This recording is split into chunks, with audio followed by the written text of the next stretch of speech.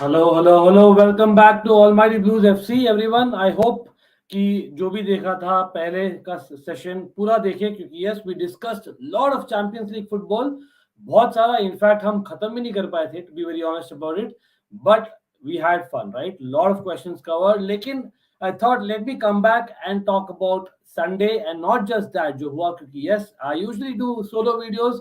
I did not do today. I did not do a review. So let me actually discuss my thoughts about जो हुआ था Sunday को. बहुत सारे matches across leagues, very important matches as well. Trust me at that. लेकिन most importantly, as a Chelsea fan, I had to come out and discuss my views about जो latest news here when it comes to the Ricketts family. And yes, they have come out with their 8 commandments, so as to speak. जो भी बोलो आप, and that is something that I really want to discuss with you all. So I hope everyone watching does like the stream, does share it on social media as usual drill. It's more than that because I want the voice to be heard, and as much as people are there, उनके views भी मैं चाहूंगा कि I get it. And of course, if time permits, we'll do a call in as well towards end, and we will be talking about a lot more. Just not that. And of course, we have AD744 in the house. Welcome, brother. And of course, you are welcome.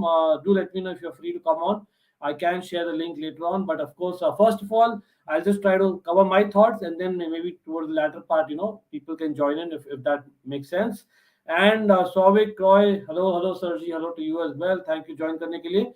First and foremost, कहाँ से शुरू करें? By the way, एक और actually कर देते, definitely appreciate Darshana Patel को. Okay, we have a few more people joining. Dev Jyoti in the house.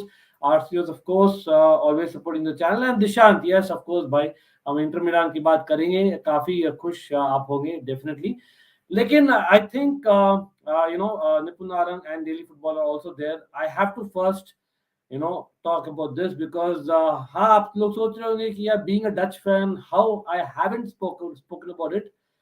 Extremely sad news. I don't know what to say. Like again, Louis van Gaal, he has been diagnosed with prostate cancer. Very unfortunate. In fact, it's supposedly latter stages. Mein. I'm really hoping that it's curable. He actually cures, and I'm actually, kind of really sad about it. I really don't know what to say here because I was really hoping. 2 दिन पहले ही मैंने cover किया था about Dutch football, how it's changing again under Louis van Gaal, and it's not just about the football; it's about him as a person as well. जो उन्होंने किया है football के लिए for the sport. For me, he doesn't get the recognition what he deserves. Honestly, he's done lots, and again, people who actually followed him closely know that he did lots at Barcelona as well, and of course, Dutch football team. Manchester United fans, for some reason, never really liked him. That I know personally. I actually loved him in the Premier League. I missed him in the Premier League even after he left, and I'll be very honest about it. Not just because I'm a Dutch fan, but because of the character that he is. Very unfortunate about this news, and of course, big up to Mikhail who joins as well. Mikhail, brother, again, this is an open call, and I'll be doing towards the latter part when we enter the Chelsea stage. Hopefully, you all can join, and have your views seen as well. But yeah, as in, it's just not the way that Louis van Gaal was. It's also the fact that he brought so much to football. I'm hoping that again he recovers, just like Luca Vialli, I believe, had recovered. So hopefully, he recovers as well, and comes back to normal. But again, I know it's difficult. हो सकता है कि वो नहीं रहे Dutch national team के साथ during the World Cup. Quite probable क्योंकि he's been trying, लेकिन he's come out on Dutch TV and actually said it. So I really hope that he recovers ASAP, but I really don't see him coming to the World Cup. Again, you might comment and correct me if I'm wrong, if you know more. But again, I know his health is first. That's first most important thing because we can't lose people, gems like him at all, right? Absolutely not. And one person that we already lost, we have to remember as a Chelsea fan, it's been 4 years. RayWilkins, the RayWilkins. I think I was unfortunate not to watch him, play live. But again, knowing RayWilkins, the man he was, the person he was, especially for Chelsea Football Club, every fan who kind of knows and followed RayWilkins closely knew that he is one of those rare gems of Chelsea who was not only a great player, who was also kind of part of the management setup for a good while, but also he is one, even in the media, he represented Chelsea. He always had Chelsea on his heart. Again, may his soul rest in peace. And I'm just hoping that we have more people like Ray. I can see probably Joe Cole in Ray because I think he's one, in the media is always just for Chelsea, right? So I just wanted to start off on this note. But of course, we have to speak about the weekend. And of course, we have to start with Inter Milan. Yes, Inter Milan won away to Juventus, and there were scenes, proper scenes. And again, like people do like the stream, normal drill. I hope I don't have to, say a number of times. But I hope if you like the stream and basically, share it on social media, we can have more people because we are going to discuss, Serie A, we are going to discuss La Liga, we're going to discuss EPL, and of course, especially for Chelsea fans, I really want to discuss about the Eight Commandments again. I'm really kind of baffled to see that. But Dishant here says, hope Van Gaal gets well soon. But do you know about his replacement for the World Cup? Not yet. I was hoping that I'll know more by now, but अभी तक नहीं Dishant. अभी तक idea नहीं है कौन होने वाला replacement. RayWilkins was a true servant of Chelsea FC even after playing as assistant coach and pundit. Absolutely, Mikhail. That's why I miss RayWilkins the most because I think वो एक rare, the person था even in the media. He was not taking a back foot. He was always for Chelsea, and he spoke the right things, of course, right? But the fact that he wore his heart on sleeve always, and that is the blue heart I'm talking about. He has a special place, especially for Chelsea fans, and as a player as well. Even as a neutral, you will know that RayWilkins was a true legend of the game, right? And in the management setup, trust me, he was extremely important. जब Chelsea वापस से big gun हुई थी, he was extremely important. The Punucci one, okay, well, it's a very interesting kind of match. Abhilash, welcome to the stream. I presume replacement will be assistant coach. Yeah, for the time being, I'm assuming as well, but you never know. Who knows? Van Nistelrooy, come on.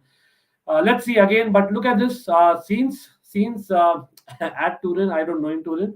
It was like totally kind of one of those games. I don't know. Were Juventus really unfortunate?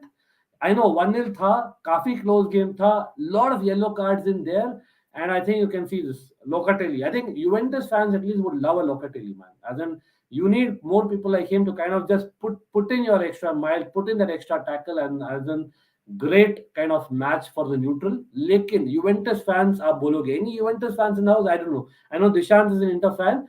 लेकिन आप बोलोगे maybe you are a tad unlucky, maybe just maybe. I would say one instance तो certainly था जब Zakaria was actually fouled. He was fouled, I think, at the edge of the box, and for some reason, I don't know, VAR or the referee decided that edge of the box just बाहर था, so they gave a free kick to Juventus instead of a penalty. Whereas Inter, on the other hand, they got a penalty, and of course, Çalhanoğlu made a mistake, and it was kind of in, right? So you can say overall, like Inter were kind of dogged. They were that team who just wanted that tad bit more. Like, and again, I think it was Rabiot ने interview दिया था, उन्होंने बोला था towards the end that it was just like the Villarreal match where we missed chances for fun, especially in that first hour, and then we know what happened, right? But that is what it is. Like Inter have got that winning mentality that was there back in the day, under Jose Mourinho. So maybe Inter Milan are favorites. Again, there is a poll there, people, along with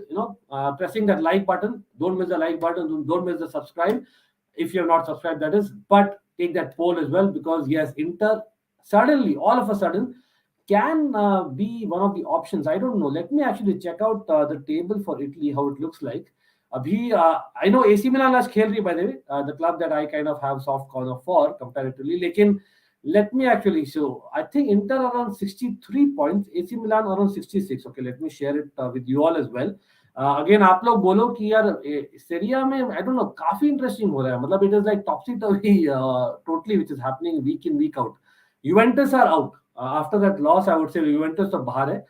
AC Milan 66 with 30 games. तो आज का match जो है AC Milan का काफी crucial.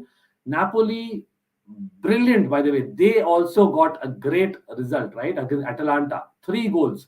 Napoli, I think, again, Elmas, the player who missed out the World Cup, he scored. Insigne was going out, he scored. And Napoli have it in them. I think Napoli is बार हो सकती है. या तो Inter, that winning mentality, that edge that they have, and just that squad compared to Napoli, maybe just. लेकिन हाँ, obviously I would want AC Milan. आप comment करिए आपके हिसाब से कौन होने वाला है, Serie A का winner this time around. For me, it's probably going to be AC Milan just. लेकिन it's going to be difficult because Inter have that winning mentality. Well, Dishant says they were just frustrated because we played their style of football against them. Unlucky, and well, they deserved it. Well, I'm not saying they don't deserve. Absolutely. Again, I'm not against bias towards any team there. Juventus, Inter Milan. I'm perfectly fine. Lekin again, I am just saying that in that one moment of Zakaria, maybe they were a bit unlucky for that one moment. Overall, I agree with you, Dishant. 100% मैं agree करता हूँ कि उसमें कोई दो राय है नहीं. कि Inter Milan just had that bit more than Juventus. तो यूवेंटस यार they have to take the chances. इतने सारे आप प्लेयर्स लाए हैं तो आप बनाए नहीं चांसेस, तो देयर इज अ प्रॉब्लम. और हाँ, Inter Milan played the Juventus way और they actually got a Juventus over them. तो kudos to इंटर मिलान आप बोलोगे यार, डेफिनेटली. तो I agree with that 100%. Reports suggest that Todd Bowley Group are written off 8 million debt and they have a plan to renovate stadium and yes, exactly, Devjyoti. That was one of the news that I was going to cover, and thank you share करने के लिए. Yes, Todd Bowley Group are writing off the 8 million debt that I think the pitch owners, if I'm not wrong, have. That is a very important factor, but क्या हो रहा है behind the scenes, they only know. They only know, to be very honest about it, right? DC Hype, hello bro. By the way, yeah, again, जो भी join कर रहा है, like करना मत भूलना stream को. Give a thumbs up, click on the thumbs up, the icon, and of course, bell notification icon so that you are notified the next time if you have not done already, and take the poll as well, right?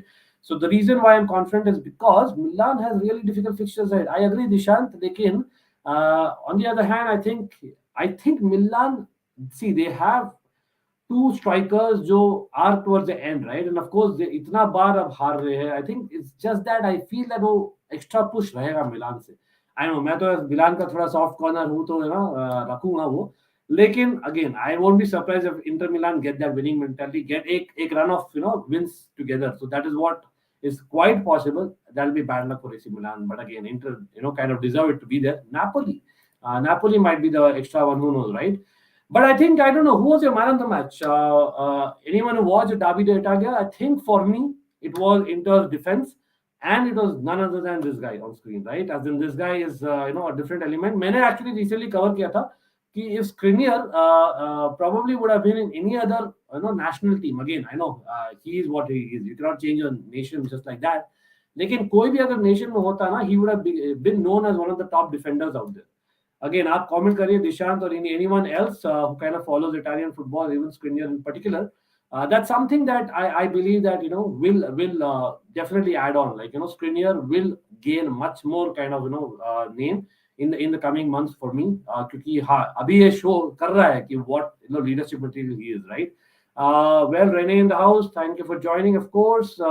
Leicester fan in the house, and Skriniar all the way completely pocketed Vlahovic, Dybala, and Morata. Yes, Dishant, 100% agree there, and that's why I had to highlight Skriniar there. As much as Çalhanoğlu got the goal, but I think it was definitely Skriniar and the defense in particular. Inter.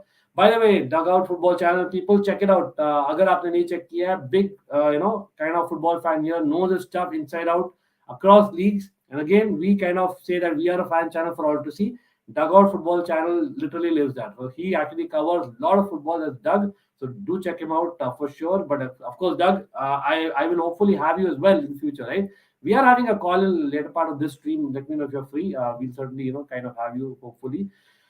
Lekin, the main point, and again, especially Chelsea fans in the house and even neutrals, I would request you all to please, share it on social media, the link. Give a like. I would like more discussion on this part, especially. Your feedback, what do you all think about it? Because I feel very, very strongly about this, and I'm kind of not making any kind of secrets here. It's got to be something has to give. Something has to give. And I know your Chelsea perspective in the house, bigger brother, and he covers a lot of content. People, he's been covering daily content on this topic, especially. He knows what I'm talking about, of course. Like these are the 8 promises that the Ricketts family are making, right? I have absolutely no idea वो promise करने का भी फायदा क्या है, क्योंकि यार half of these promises I think it's a given. That is something that you would anyway do. I don't understand. So let's go anyway one by one. First and foremost, make no changes to the club's name, badge and crest or Chelsea blue without the consent of supporters. Okay. So यहाँ पर मैं थोड़ा सा correct करना चाहूंगा. I know a lot of my fellow content creators are out there and they've been saying that this is a but obvious thing. A little bit going back in history, Chelsea has actually changed the badge and crest, just so you know, right? Of course, the recent badge अभी काफी सालों से है. I think it was the centenary year. After उसके बाद it has been constant, right? After that it has been quite constant. लेकिन I think before that हम काफी बार change किए हैं, तो ऐसा नहीं है कि change नहीं कर सकते. And their point is they will not do unless they consult with the supporters and the club, right? So that is a fair point. I think a first point, I would not really say that this is but obvious. But this is not going to be your primary agenda as a new owner, right? So it's kind of crap from that perspective. You wouldn't put that as the primary agenda. So it's very, and first of all, the way they have put forward and, as in put forward this to the media, to the public, there is kind of very lame for me. But again, I won't judge there, but I'm just kind of saying it, right? Absolutely. Well, Rene says, I'm sorry, bhai, but Real beat, okay.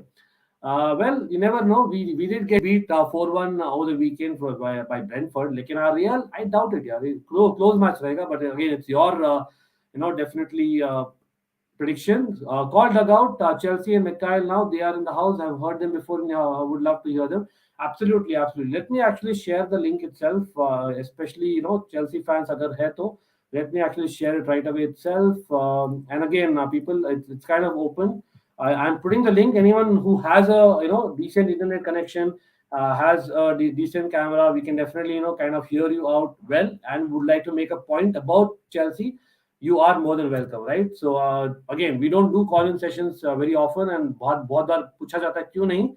But I think अभी time आ गया है to raise our voice, and I think we need to do that as much as possible. Again, quite probable कि Ricketts family ही आए to own Chelsea, but at the same time, what is the kind of stake that they'll have? अगर वो decision makers है, it's an absolute no from my end. And again, हमने cover किया, it's well documented. Why is it a no?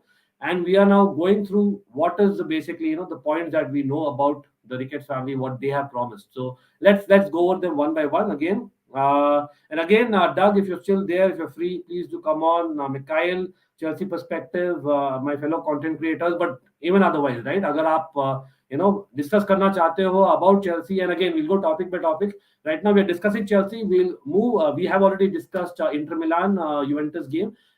Briefly, Napoli wala game we discussed kiye the. We will be discussing Barcelona, of course. If any Barca fans in the house, certainly Pedri needs to be discussed, and a lot more. EPL maybe. So stick on. Romario, Shepherd in the mud, playing brainless cricket. Yeah, I'm watching that.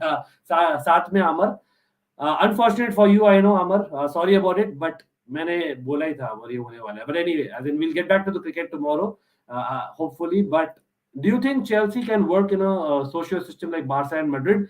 Abhilash, I would have loved that. Lekin, unfortunately, EPL is not that model. EPL, let's be honest, there is a cash-heavy model. उसमें आप नहीं कर सकते हो वो, and that is why business, stakeholders needs to come in, and that is why we do that way. A lot of things are at stake. मुझे नहीं लगता things can be changed overnight. That's just my opinion. By the way, Just Voila in the house. Just Voila, big up to you. And again, Just Voila, I would like to know. I'm pretty sure you've been busy in other streams as well, and you maybe having a lot of information as well. But what do you think about these promises? Again, I'm just on the second point right now, but just would like to know. Why Ricketts family का समझ नहीं आ रहा है कि why they are still chasing Chelsea ownership despite all fans. Manas, exactly. I am baffled. This was my first tweet that I have no idea. Like कोई self respect नाम की चीज है कि नहीं है? Or maybe they will say कि नहीं. We will not give up. Like people, you are clearly caught. You have done things which you should not have done. And now you are claiming to basically be the main owner for Chelsea Football Club. Something जो कितने 117 years 117 साल तक रहा है, and you want to own that club. I am baffled, as Manas is, absolutely. And of course, again, people do like the stream so that we have more people, especially this topic. I want more people to be discussed, more inputs. Again, there is a link that I've shared. Anyone wants to come on, you are welcome. We will discuss about it, especially Chelsea fans for now. Point number 2. Never participate in a European Super League and always protect the integrity and heritage of Chelsea FC. I'll welcome that. Chalo, let's go point. Let's go objective. I don't want to. We all know Ricketts for no reason. Every point, of course, there's no to Ricketts. Lekin second point, I will accept it. Chalo, ठीक है. I know European Super League will come back. Let's actually be honest about it. It will certainly come back. But what form will come back, we never know. As of now, at least they're making a commitment. I know it's an agenda. It's just like a political campaign.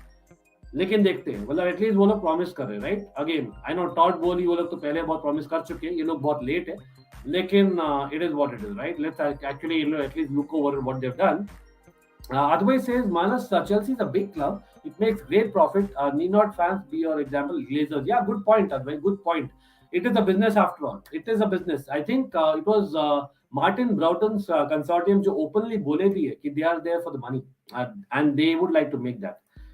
So I won't be surprised if that is the reason alone. But again, there has to be some kind of point as well. But again, I think I just hope Chelsea don't end up like United. Okay, we have Advay in the house. I'll just get in Advay. Hi Advay, how are you? Can you see me? No, I cannot see you, but I can hear you well. I hope everyone else also can hear you. I'm just having some troubles with the camera. No problem. But it's okay. You can hear me, so it's not. Yeah, we can always discuss Advay. So Advay, first of all, मतलब आप introduce करना चाहोगे अपने आप को कौन सा club follow करते हो? Maybe the audience will know. I am Chelsea fan, big Chelsea fan. I started supporting Chelsea since 2014. Okay, perfect. उसका भी एक बहुत interesting story है very honestly क्योंकि मैंने वो first game जो देखा था ever वो था वो 2014 semi-finals जर्मनी और ब्राजील. Okay. उसमें सेकेंड हाफ में आंद्रे शुरुला ने 2 गोल मारे थे और उस टाइम पे वो चेल्सी में था तो वो मेरा फेवरेट प्लेयर था स्टार्टिंग में इसीलिए मैं सपोर्ट किया था चेल्सी को. How are you? Nice very good to know that very troublesome thing this ownership problems are just terrible and these are coming the wrong part of the season. This is the biggest problem. Like I wouldn't mind this in August very honestly क्योंकि December is always terrible.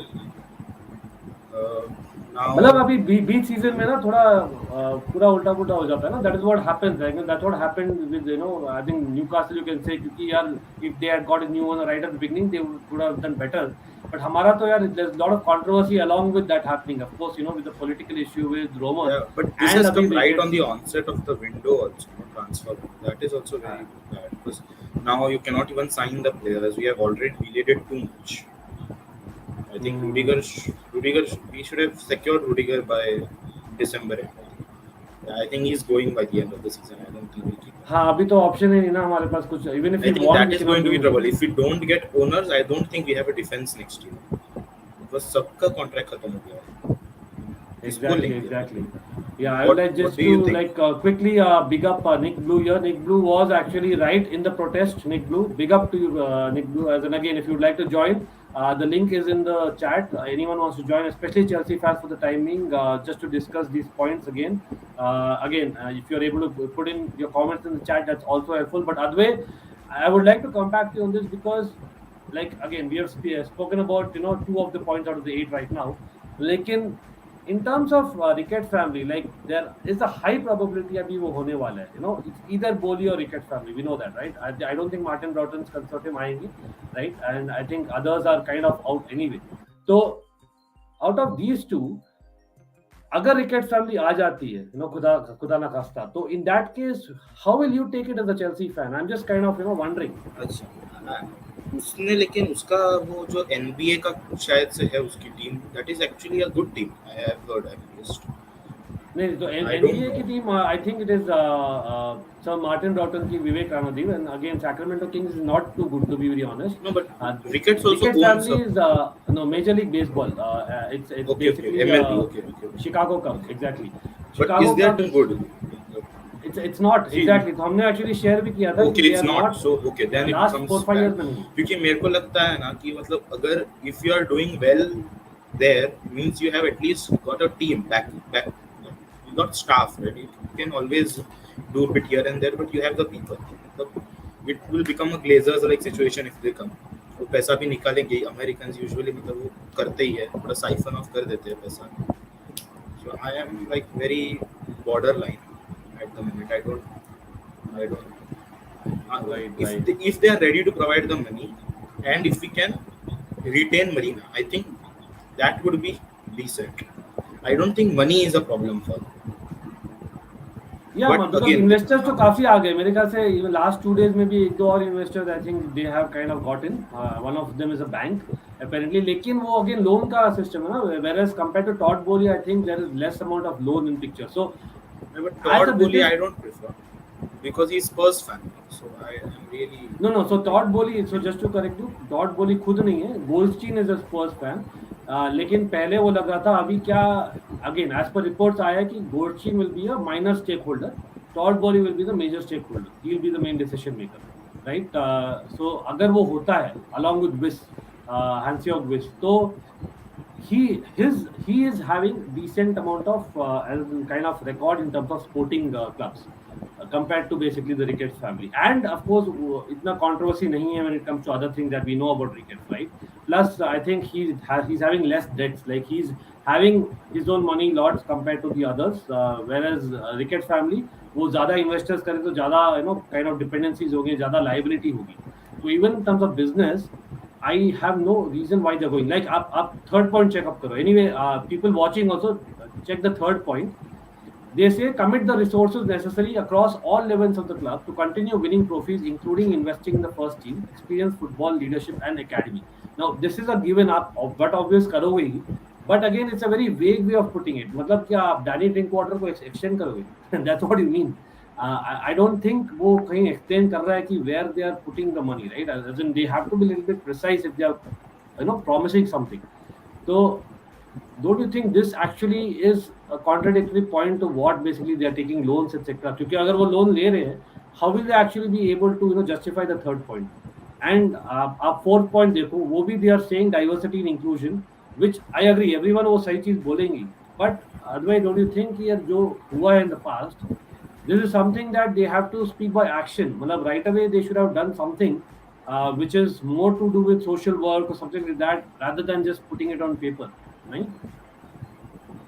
I think again academy the system that has been already put in place and it's a very good system because उसमें से भी कितने players have played for youth England team India में जब आए थे तभी भी कितने सारे उसमें चेल्सी players थे तो वो system तो मतलब it has been put in place बहुत पहले से सो आई डोंट थिंक वो प्रॉब्लम है एंड ये तो मतलब बोलने की चीज हो गई है इसमें वो कुछ करने नहीं वाले क्योंकि वो जैसा चल रहा है वो चलेगा उसमें से प्लेयर्स निकल रहे हैं प्लस ये लंदन बेस्ड क्लब है तो पॉपुलेशन भी ज्यादा होती है सो टैलेंट का I don't think Chelsea will ever fall short second point diversity and inclusion also have very similar view कि वो भी पहले से हो रहा है मतलब जब रेसिज्म का ये हुआ था जो 2020 के स्टार्ट में तो चेल्सी ने काफी स्ट्रांग स्टैंड लिया था आई रिमेंबर वेरी वेल और ये चेल्सी हमेशा करती है लाइक इवन बहुत सारी चीजों में चेल्सी ने किया है मतलब इस केस में तो कुछ नहीं कर सकते क्योंकि ओनर ही रशियन है तो मतलब इसमें क्या ही बोलेंगे अभी चेल्सी तो but I don't feel this anything knew exactly वो मतलब दे आर सेइंग कि यार जो चल रहा है वो चल रहा है मतलब वो आप आकर प्रॉमिस क्या करोगे वो तो एक्सपेक्टेड ही है that's why lot of Chelsea fans थोड़े से बैफल्ड है लुकिंग एट दीस पॉइंट्स क्योंकि while couple of them I agree that those are positives to some extent they are saying the right things lekin a couple of them are like but obvious you don't kind of make a promise which is आप manifesto में क्या डालोगे something which you're going to change right ये same ही चीज continue कर रहा है तो that is kind of edge and I don't know it's kind of very weird but logically तो ज्यादा सेंस नहीं होता है लेकिन because there was very wide scale protest against them also ना बिकॉज़ कुछ तो एक रिएक्शन के एज अ रिएक्शन उन्होंने किया है ये मतलब वही हुआ कि आप पैनिक में थोड़ा सा कर देते हो कुछ तो ठीक है मतलब I don't mind them if Chelsea is successful because जितना उसका जो रेसिज्म का उसने जो इस्लाम के बारे में भी बोला था अबाउट Ricketts तो I don't think that will be problem for me because Roma इतने सालों से है ही चेल्सी में तो इतना तो सहा ही है हमने इतने सालों से तो मतलब अभी नया क्या है मतलब वो इतने सालों से सुन ही रहे ऑयल क्लब लीग खरीद लिया है तो फिर उसमें भी इतना डिफरेंस नहीं पड़ेगा मेरे को एज पर्सनली पर ठीक है वो ऐसा नहीं चाहिए you don't want that kind of person around your club but what can you I think, see, Adway's, very practical here. Again, people watching, again, these are not Adway's views. What he's saying is the fact, like he's put it, right? He's saying that we've had Roman, itne saalon tak we've had Roman. And let's be honest, there have been allegations for years and maybe a decade or more with Roman as well. And we are dealing with it as fans of the club, right? Lekin, problem ye hai na ki, along with that, now additionally a new owner comes and he or she or they come with a set of baggages as well, which is something that the club does not really require. If we have other options, why get into that? Or hum invite kar rahe hain for more discrimination in the future, who knows? And Dishant actually is questioning about the financial thing. So Dishant, firstly, I don't think we are authorized even to renew contracts. हाँ, Aspilicueta का अलग चीज है, क्योंकि I think वो जो clause है वो kick in हो गया है because of the fact that he has played a certain number of games. लेकिन there is a possibility, अगर we get a new owner, which we are hoping to in this month, he will be sold as well. Possible है अभी भी at a low cost, like Giroud did. So that is something that as a Chelsea fan I wouldn't want. No, but Aspie's contract ends at the end of the season, if I'm not. अच्छा नहीं अद्वैत, तो correction, हाँ, तो SP का एक clause था in the contract. Again, it's as per the reports. It's not formalized by Chelsea Football Club yet, but I think more or less everyone has given it away. Agree किए है कि अगर वो certain games, number of games खेलता, it would have got extended by 1 year in terms of the contract. By default वो kick in हो गया है. लेकिन उसका मतलब ये नहीं है कि he cannot be sold. He can still be sold once we have an owner, once we are out of the sanctions. It happened for Juve. I'm not sure when we will get the owner. If we are getting the owner before May, I don't think they will keep Aspie for next year. Because Aspie anyways doesn't play all the games, or he does not even start majority of our games, right? After recess come. So yeah. Achha, so Dishant is actually... I don't expect him to start. So I don't mind him being here, but at the same time, वो Spanish है, and Spanish players usually prefer Barcelona. उधर जाके I think he'll retire in peace. वो ऐसा रहता है ना. I want to keep him. I like him very much, but because see, देखो वही एक leader है यार, from the squad which won so many trophies. To be very honest, it's him and Alonso. जो दो ही है जो they are there, who knows basically what it means to be a Chelsea in terms of DNA, in terms of winning trophies. Alonso is not your captaincy material. Aspie is. So abhi, because of a lot of things happening, I really desperately want to keep him. I'm almost that. I'm थोड़ा सा extreme in this case. लेकिन Rudiger, Christensen, high possibility. Christensen तो भाई already जाने वाला है, वो तो पक्का है. Christensen, I think he is very upset with the manager and club also. He's not started that much. How much he would have expected. He had a very good Euros, I felt. So after that, I also felt he would start a lot, because for Champions League finals maybe he was very good. तो मतलब, but it's, you can understand, because Thiago Silva को भी तुम नहीं बोल सकते कि तुम नहीं खेल रहे हो. Rudiger has been our number one defender, and that third centre back is somewhere he's been adjusted on majority of the occasions. But हाँ, लेकिन उसने इतना start नहीं किया. अभी he is starting because now we don't have that much. But again, I think he just wants those many chances. He just wants to play. And Barcelona में I don't think Barcelona defense is that sorted. Center backs का उधर problem है. PK is old वगैरह. So I think he sees it as his future. So he is definitely going to go. And Rudiger, I think Rudiger is at a point in his career where he has this last contract, right? Last big contract. He's 29 odd. So उसका तो he wants a big contract, like 400k for 4 years, and after which he just wants that. और Chelsea का ये है कि Chelsea don't mind giving him that. If Roman was there, he wouldn't mind giving him that. But वही है कि पूरा club का wage structure बिगड़ जाता है, because if Rudiger is asking 400, then Conte will not ask below that, right?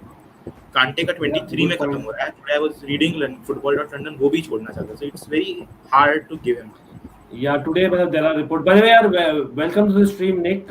Nick Blue, as in big up to you, Nick. Firstly, I think on Almighty Blues FC, you coming on. Of course, we met earlier. Yes. Big up to Nick, because he was part of the protest people, very much so. And hopefully, Nick, you'll be representing us in future as well. Of course, big up to Coachella, Chelsea perspective as well. But Nick, reaction to this 8 promises, so-called commandments, what do you think? Farce? I wouldn't trust this guy. I don't, very beautiful 8 points they made. Sounds beautiful, sounds good. A lot of Chelsea fans are already taken to him, which I don't agree with. I told them why. And, this is all PR. to make them look good. We know that, you know that, I know that, and the most sensible Chelsea fans know that. They just try their luck, but I don't want to go out to every single point. We talked about them before, but it's all PR, and they promise these things. What they promise, all right, they might do that in the beginning. I give them 2-3 years. If they do that, which they won't be the owners. I guarantee you that they're not going to win. And after 2-3 years, they will ruin this club and make it a mid-table club, if not relegation club. That's why they're not going to win this. Roman will not allow them. Don't forget, Roman has the final say. As long as we have Roman Abramovich, he's a fan as well, like us. He's going to make sure he passes the club to good hands. That I know. I have all my trust in him. But it still doesn't mean we mustn't protest. We still have to carry on this no Ricketts campaign. No to Ricketts. Exactly, 100%, 100%. So I have a couple of questions, Nick. I'm sorry to cut you there, but I wanted to ask you, what's your opinion on? I know, like Aspi, there are reports of the clause getting triggered by itself, but Rudiger, as in, is there a way to keep Rudiger? As in the way things are going, I don't think we are authorized to keep him, and he's apparently speaking to Barcelona as well. Yeah, look, I wouldn't believe too much. The stories on Rudiger with Barcelona. That's all mostly media talk. Oh, I know Rudiger loves Chelsea Football Club. And, if he gets the contract he wants, he will stay. He doesn't want to go anywhere. 100% I know that's true. But the other thing is, and Tuchel wants him. So whoever the new owners come, they're going to listen to Tuchel. They have to, because he's going to be our manager. It doesn't matter who comes.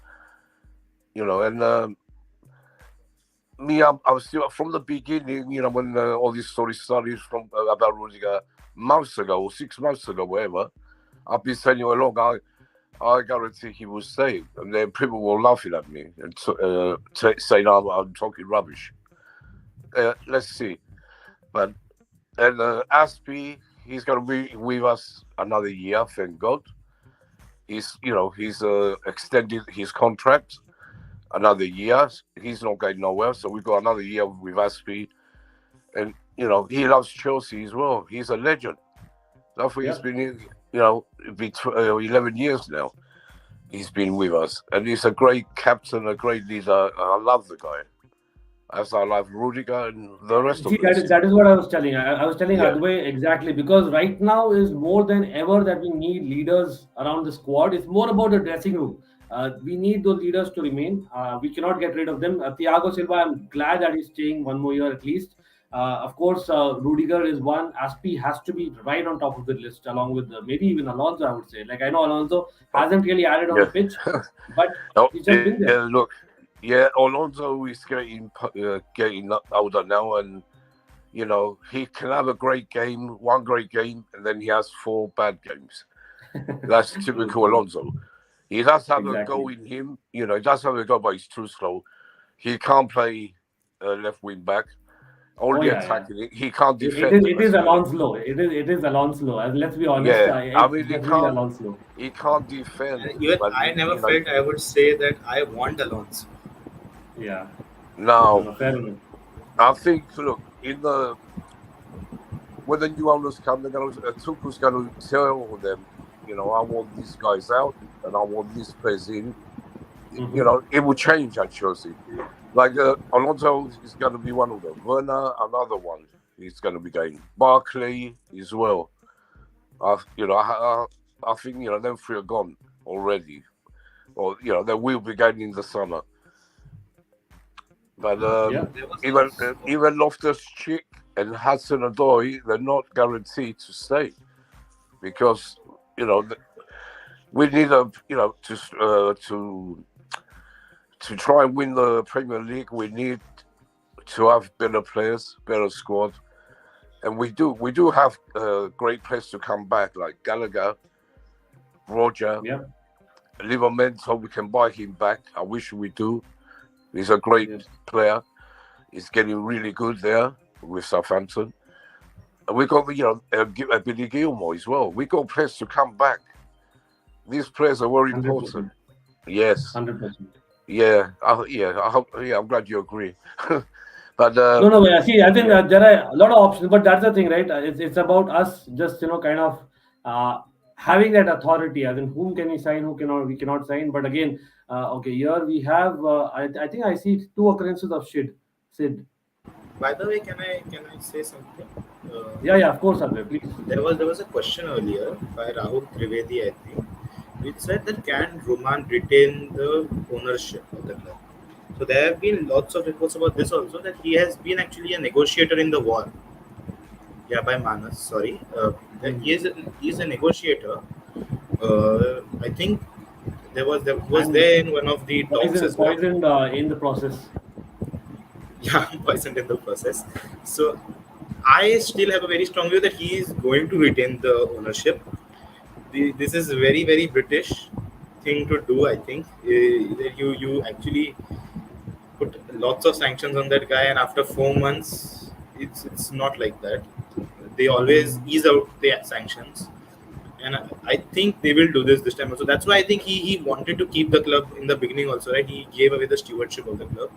Yeah, obviously. Like, I think I think people watching again, you can correct me if I'm wrong. There was also this Turkish owner, right? As in, again, Nick, I don't know if you know more, but the Turkish owner apparently was, an acquaintance of Roman Abramovich, and that was one of the reasons why he had kind of initiated that bid.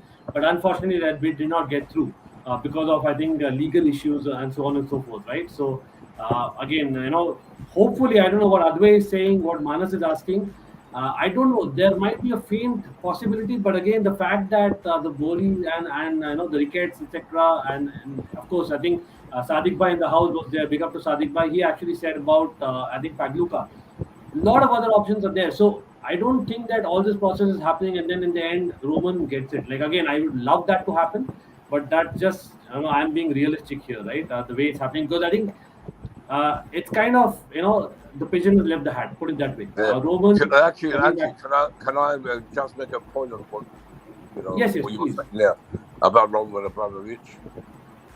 Roman, loves the club. He will be a fan for all his life, like his son. His son is very passionate, and but coming back, if they told him, you can have Chelsea back, I don't think Roman will do that. No chance he will go back and come back to us because of the government. Exactly. He's had enough. They banned him from the country. They've done all these sanctions. They've done too many things to him. So he, I can't see him coming back. He's not that sort of person, and he's not. So that's your answer there. No chance in hell. I agree 100%. As a fan, he doesn't want that. Yeah. As a fan, he will be back.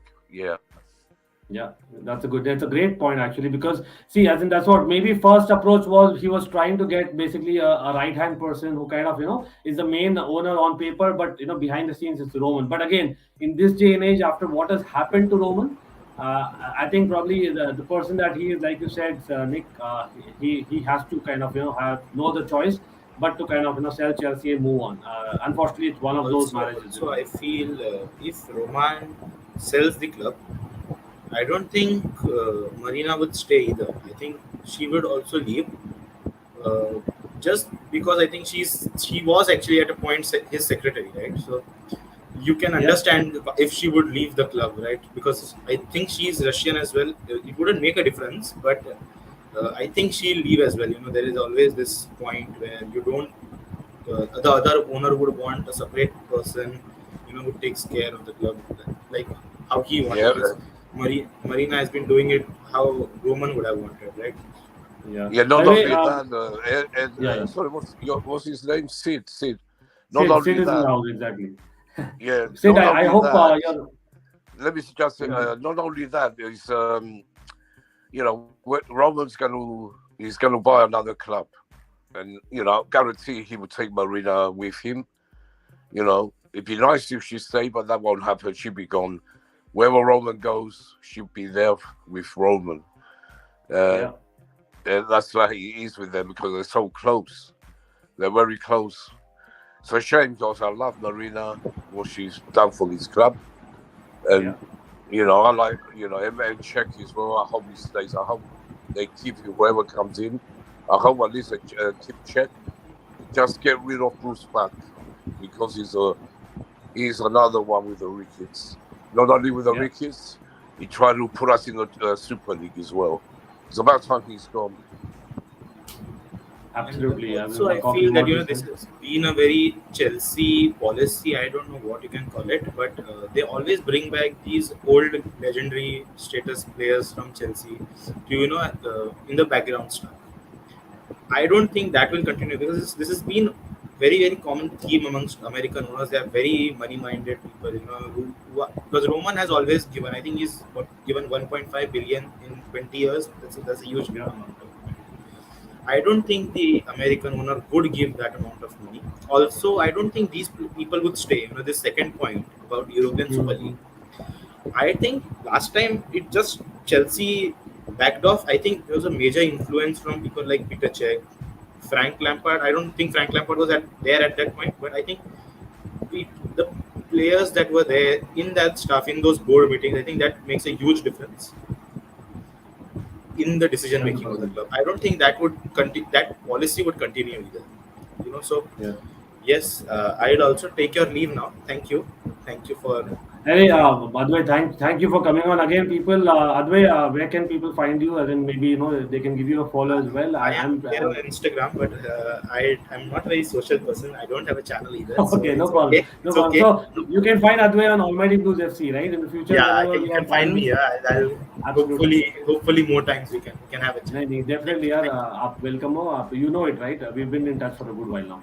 Chalo, Advay, thank you, and love your thoughts for sure, right? And of course, Sid has been waiting. Sid, thanks again. I know first time on Almighty Blues FC, लेकिन कैसे हो? Firstly, how was your day? बहुत बढ़िया। ये तो मैंने आपको आज लिखा ही था इसके पहले वाले आपके लाइव पे कि एक इंडियन चैनल होना चाहिए जहाँ पे अच्छी तरह हम बात कर सके, इंडियन फैंस भी। Absolutely. हम लोग actually, to be honest, is not the first time I'm doing it, लेकिन इतना frequent नहीं करता हूँ. Probably अब से करेंगे, especially Chelsea में चल रहा है. We have to do it. ज़्यादा voice हो तो और भी better है. Prasanna is also in the house. Prasanna, welcome, buddy.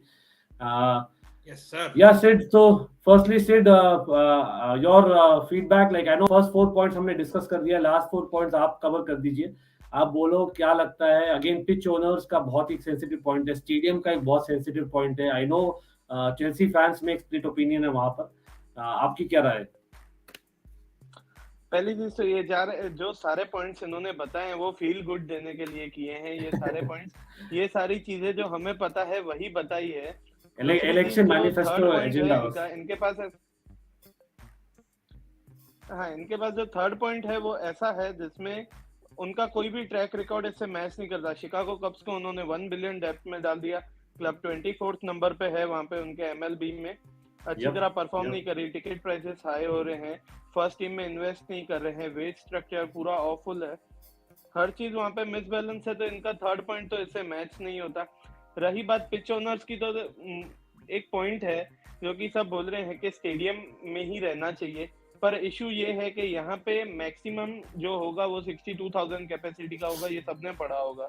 जो रूमर्स थे इससे पहले रोमन एब्रामोविच करने वाला था, वो भी हमें और एटमोस्ट 100 मिलियन का फायदा देगा हमारी ऑल ओवर ईयर की टिकट सेल्स पे, क्योंकि हम लोग अभी भी स्पर्स और आर्सेनल से बहुत पीछे हैं, क्योंकि हमारी स्टेडियम कैपेसिटी 42 है। हमारी स्टेडियम कैपेसिटी नॉटिंघम फॉरेस्ट से कम है और हम चैंपियंस लीग क्लब है।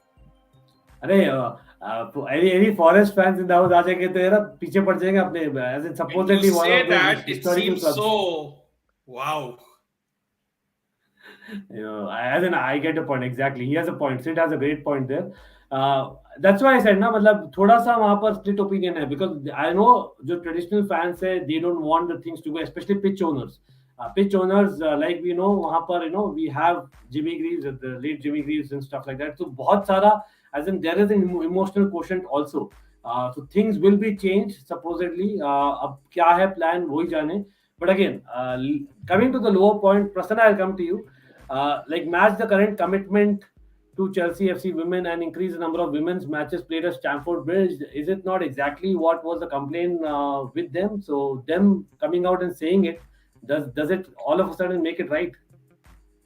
I mean, it's like these are the type of comments you make just to appease certain people because they have a when you say a set of hatred or some sort of negativity towards you, you kind of put out something to just to appease them. You're defending it exactly. Okay, they have they've told this and told that, but every owner, you expect every owner to do the same. You don't expect every owner to come out and to like just be irrespective of the history. They will obviously say positive things because they want to get in with the fans, they want to get in with the club. And our women's matches are currently being played at Kingsmeadow upon Thames. We would love to see them play at Stamford Bridge, at least the big games, like how Arsenal do with their women. At the games like Arsenal, Chelsea, when they host, they play at the Emirates Stadium and not at Boreham Wood. So we want to see that. And given the work that Emma Hayes has done with this team, especially if she wins this FAWSL also, which we have a great chance of winning, it'll be 3 times in a row.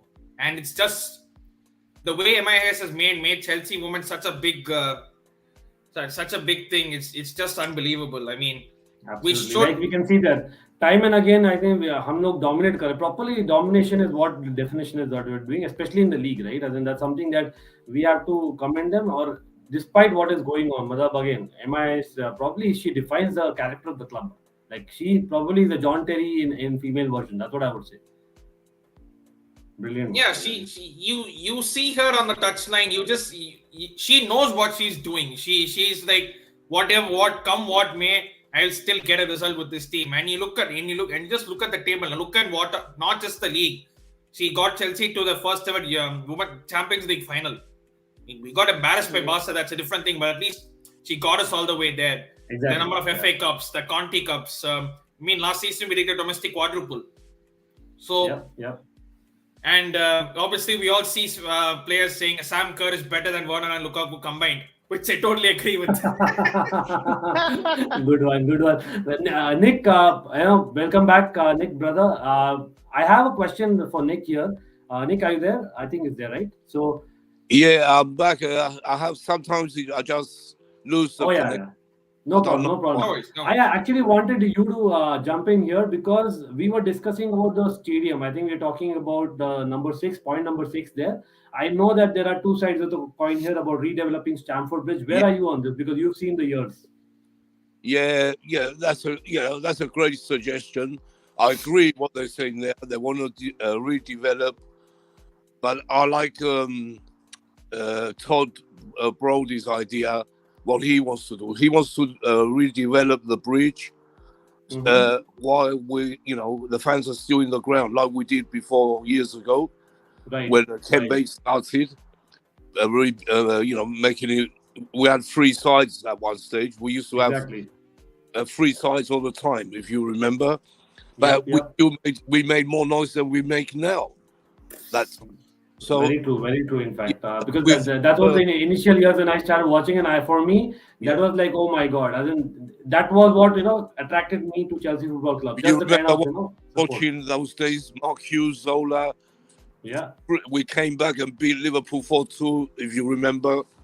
Yeah, when we were losing 2-0. That's years ago. So anyway, but with the Ricketts, look, they're just making what the fans want to hear. Well, they're not, the most we can redevelop Stamford Bridge, personally, is about the most 60,000 capacity. And if these Ricketts do come in, they're not going to do that. They're going to want a bigger stadium. They will go for 80,000 or more stadium somewhere else. But, it's going to be hard for them because the Chelsea Trust, Chelsea pitch owners won't allow that. Chelsea's name will always be at Stamford Bridge. That's why Conte-Ball's done all that before. He made sure that Chelsea stays at Chelsea.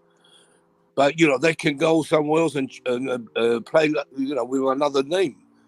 We can't do nothing about that. They can do that. But Chelsea will remain at Stamford Bridge forever.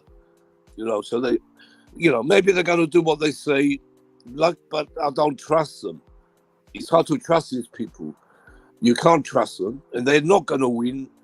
I'm 100% sure they won't be our owners. Absolutely. I don't know if some people are scared. They keep texting me, "Oh, it looks like the Ricketts are going to win." I said, "Calm down. They're not going to win." It just makes me very angry with some fans as well, because we should have been protesting with thousands, and there was only 200 of us Saturday. And I'm still calling for another protest just to make sure. I want to see thousands there. Yeah, we have to voice as much as we can, right? I mean, we have nothing to lose there. To be very honest about it. A lot of people, I talked to do this again, to have a bigger protest, and they said wait till this week when the supporter groups actually talk with the Ricketts, then see what happens after this week.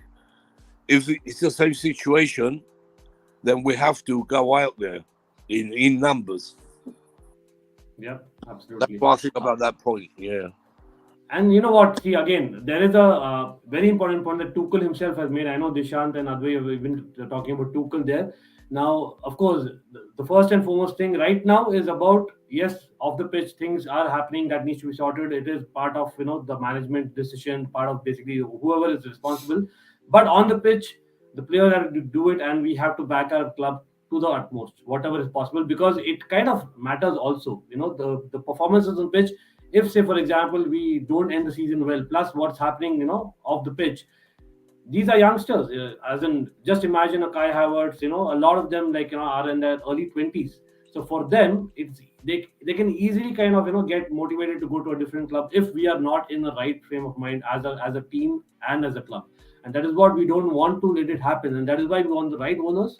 We want that ASAP, and we want things to get sorted out right now. But again, I'm hoping that we do better when it comes to performances on the pitch.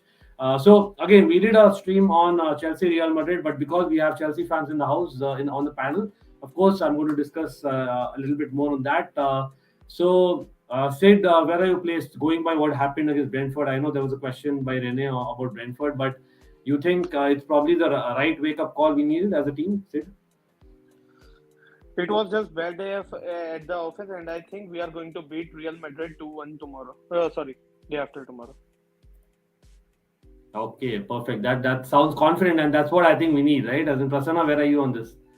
Yeah, what went wrong? I feel same, because even last year we saw just after the international break, we played West Brom at home and they slapped us, and we came back to win 2-0 against Porto. I think we required more of the same reaction, because it's almost the same play. And I think Tuchel experimented too much, to be honest. And I think tomorrow and on Wednesday, he should go back to his tried and tested back three. Reece James should start. Jorginho or Kovacic, either of them, if they start, I'm okay with it. And Pulisic must start in the front three along with Ziyech and Havertz. Then I think we have a very good opportunity. Yeah. And Kovacic. I want to add something. Yes, please. Yeah, I want to add something. I want to say that I would like to play Mount instead of Ziyech. I would bring Ziyech after 60 minutes, because Real Madrid are having tired, aging legs, and they can't handle the press that Premier League team possess, and also with the energy of Mace. Mace is like a powerhouse, and we need him and Conte both to press them to hell.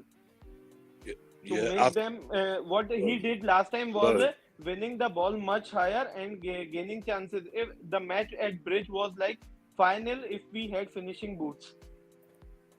Good point, absolutely. So here again, a quick shout out to Michael Talks Football. Again, people watching, do smash the like button, helps. Subscribe. We are wanting to have much of a voice as a community, as a Chelsea community, as a footballing community, especially the EPL that we support most on the channel. You know about it. But yes, we are going to cover a little bit of La Liga, Serie A as well towards the end of the stream. So stick on. But Michael Talks Football, a great channel to check it out. He's asking about the protest. So Michael, Nick was there very much as part of the protest. One of the main guys there, I could see. Nick, if you can just confirm how many people were there at the protest? Yes. But what about the protest? Yeah. Yeah, we did what we could. We were allowed with 200, only 200 of us out there. Okay. But we made more noise than the crowd inside. And there was 41,000 inside the ground. But we made more noise out there. And the reason why the crowd was very quiet, because I think a lot of them felt guilty because they didn't stop. They were coming from 12 o'clock to the ground, passing us, just going into the ground or into the pub. And we were begging them to join us. We were begging them, but they didn't. I was very angry with them, not just me. Yunus was there, Mo from Blue Lounge. Yeah, I did know. Jem was there.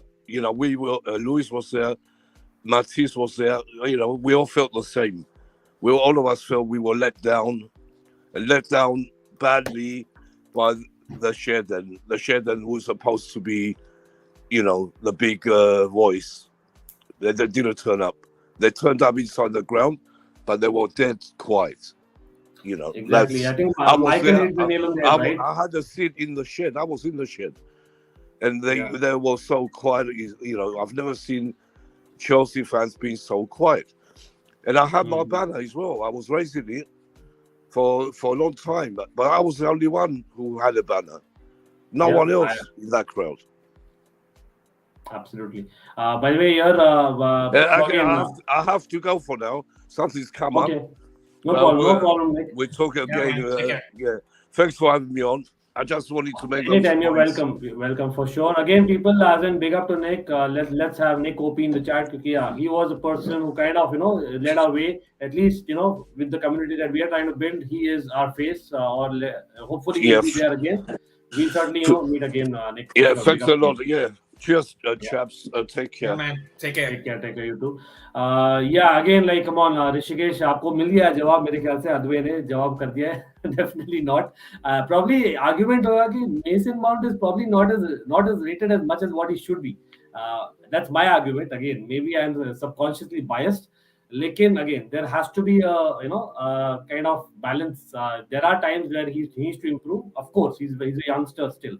Like we say about Kai Havertz also, they are not world beaters yet, but in terms of youngsters in their age, they are among the best in the world. That's also a fact at their age, right? Of course, Rahul, yes, Michael, absolutely lovely channel, and same thing. Shout out to CFC Fahim also. Shout out to Chelsea Perspective, Prasanna Balakrishna. He has a great channel. Do check it out. Michael, as we say, Michael, he is in. Hey, Mike, buddy, how are you? All good? All good. How are you doing? I was just going to come on and say that only 200 people at the protest. Yeah, I mean, that's embarrassing for how much positivity I saw on Twitter for Chelsea fans saying, hey, no to Ricketts and we should go all to the protest. Only 200. Exactly.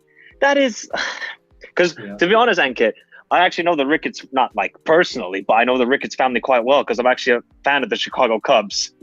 Yep. So they're terrible owners. I mean, if you don't know about the history of the Chicago Cubs, we hadn't won a championship in 108 years, and they brought us our first championship in 108 years, which was a massive thing. But ever since they brought us that championship, it's just ticket prices have gone up. I mean, yes, they're developing the area around the stadium, but otherwise, it hasn't been good from their perspective after they promised us a lot of, bringing it back many championships in a row, and that hasn't happened. But to only see 200 people at a protest, that's very demoralizing, I must say, for Chelsea fans. But the point is, Michael, I believe, of course, the number is embarrassing. I totally agree, and it's disappointing, especially for what happened in social media, what has been happening for a month now. But again, the voice was heard. There were news channels covering it, and it's just the beginning. I can certainly assure you that there will be much more. I know, as a matter of fact, we are trying to build a community here, and personally, I know quite a few people already who have kind of volunteered compared to what it was last week. So hopefully we will be having one more. I don't know. I'm not too sure if it's happening at the Real Madrid game. Probably not. But I'm probably quite sure it will happen again. Once, I believe the Ricketts family going to meet the supporters group. I think day after is what Nick said. So post that, we will see some action for sure, because it has to go one way or the other. It cannot kind of, go the way it's going right now. But again, thanks for sharing that information about Chicago Cubs. because that's the thing, right? It's not just about what they are off the field, even on the field, in terms of business, sporting projects. Do they have that mentality to go right to the very top, what Chelsea wants to become, right? And that was the biggest question. But I don't know, again, maybe you can share about something about the way Liverpool went. As in, what do you think is the best solution for Chelsea, Michael, the way you see it right now, as in the consortium of Todd Bowley? It's a very difficult situation when it comes to Chelsea because, to be honest, I haven't looked too much into it because, I mean, there's so many different owners that can own it and that sort of stuff. But I can just talk about it from a Ricketts family point of view that, yes, I think they're motivated to bring success to Chelsea. And they've talked about, redeveloping Stamford Bridge like they have done with the stadium in Chicago as well. So I think that's a positivity. Obviously, the history about the family isn't the greatest, as we have clearly seen. And yes, they're American owners, but I feel like they're a little bit different than the Glazers. Yes, they're still not good, but I don't think they're as bad as the Glazers. I think they're to a similar level as FSG, where they're gonna be a bit more sustainable. But I think they want to bring success to Chelsea, is what I'm trying to say. Okay, fair enough. And then again, there are two sides of the coin. Always, people remember, again, Michael is as a 100% neutral here, and obviously we got to take the way he's saying because of the fact that he is following Chicago Cubs for a good while, and he knows what they've done there. So that is great information. But we have to mention, of course, Arpon 8744 in the house. Hey, brother, first time I think on Online Blues FC. Of course, we've been in touch for a long time, but finally good to have you. Firstly, I think with Arpon in the house, we have to move on to Barcelona a little bit. Are you there? 8744? Yeah, I'm here. Okay. Yeah, perfect. So firstly, congratulations for what's going on in Barcelona. I don't know, they're probably doing a madness, man. As in, it's like Xavi ball is working to the core, right? But anyway, firstly, Sid, Prasanna, if you guys, kind of want to move, and then just give me a message or just let me know. Of course, we're going to move on for the topics. And Michael is here, of course, so we'll be discussing a little bit of Europe here as well. So I hope you can stay on. So here I'll be adding this. So these were the stats, of course. Barcelona versus Sevilla. They have gone back to second, but it's not just that. The way that they have kind of gone through even that match against Sevilla, you would say that Barcelona probably deserved it, but it has to be this man. As in, I don't know. I'm seeing an Iniesta. Are you seeing Pedri? For me, it looks like an Iniesta. Xavi himself, I don't know. 8744. What would you say? Like Xavi himself said that he was probably like Iniesta, like Pedri, but he took shots, and maybe that's something that Pedri needs to do more of, right? Yeah, I mean, I a lot of people I've seen make the comparisons, and I've seen a lot of people say he's like already generational, that kind of thing. And for me, I don't really want to say those words kind of just yet because, like I said, it's a bit of an overused term in my opinion, and who knows how he's going to be like in several years. But he's definitely one of the best young midfielders in the world. I think that's got to be said right now. And this Pedri guy has been special. And the thing about Pedri is that he's not a goals or assists kind of player, and that's what I think is like very interesting because when people discuss about players, they always bring up goals and assists, that kind of thing. But what he does on the field is like very special, and the passing ability, the way he works hard and everything like that. He always gives us like 100% on the pitch, and so that's you got to commend him for that. Look what he did for that goal, man. It was a very he had to do a lot of skill to maneuver around the players, and it was a great goal, man. Absolutely. So it was calmness. As in that's what he brings, right? As in he's probably what you need. As in exactly what a definition of a creative midfielder should be like. That's the kind of thing that he is. He's kind of, I don't know, he gives me goosebumps even though I'm not a Barca fan here, right, people? Yes, of course, Michael, he was in the panel, is definitely, kind of recommending this, that, do, hit the like button. It helps. And people who are not subscribed, do subscribe. We're going to have a lot more call-ins, maybe once a week, hopefully in future as well. But I don't know, like for you, it's just a team spirit, as in it's something else, right? But I have to even comment the defense of Barcelona. Would you say that the defense of Barcelona in last few weeks has also kind of improved? Araujo especially is a big deal, but what about his contract? I believe he's not happy with Christensen's situation. Yeah, I think the defense has definitely improved a lot, and I think PK has definitely improved a lot under Xavi because under Koeman, I think Araujo was always good, but I think PK especially wasn't that great under Koeman, and we can see now he's really developed, and I think the defenses look solid. Ter Stegen hasn't. I still think Ter Stegen's been a bit iffy, but we've definitely kept more clean sheets than we have in a while, and that's obviously important to have because one of the things you can have is like a good attack, and if you have a bad defense, it's really hard to win games when you have that kind of thing. So it's nice to see the defense has improved.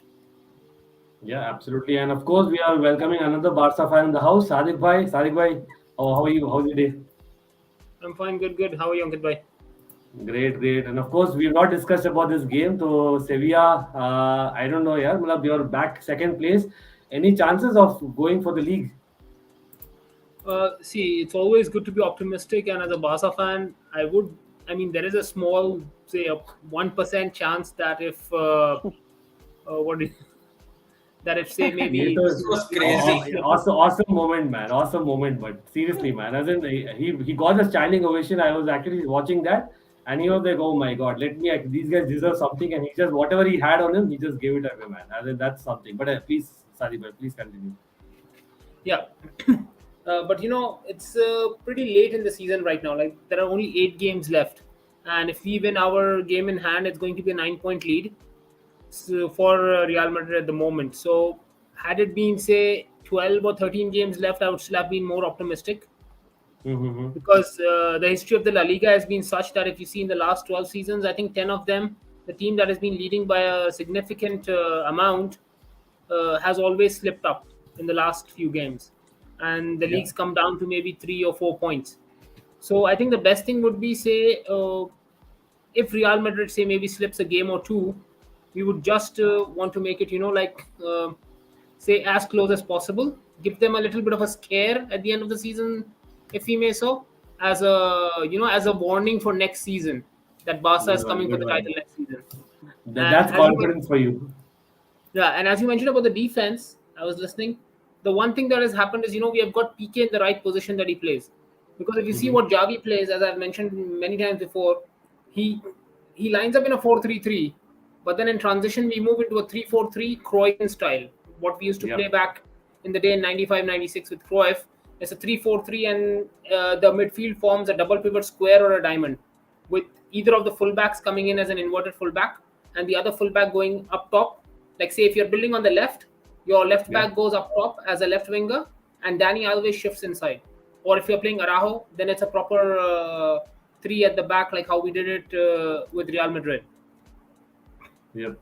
So fair enough. That's what has allowed Piqué to play that central defender role, where he can use his IQ and his positioning to defend. If you saw yesterday, Piqué had a defensive masterclass. I mean, I would even go as far that yesterday's game reminded me a little bit of Paolo Maldini.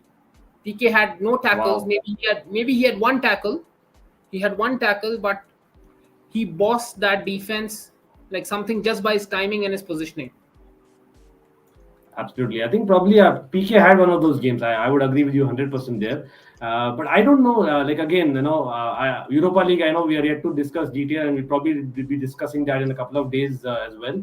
But I'll come back to Michael here, because Michael, I know that you follow a lot of European football as well. But again, just kind of a neutral opinion here. Where do you see this Barca team heading towards? They are going to greatness, because it seems like I think if I'm not wrong, they were 9th when Xavi took over. Yeah, 9th.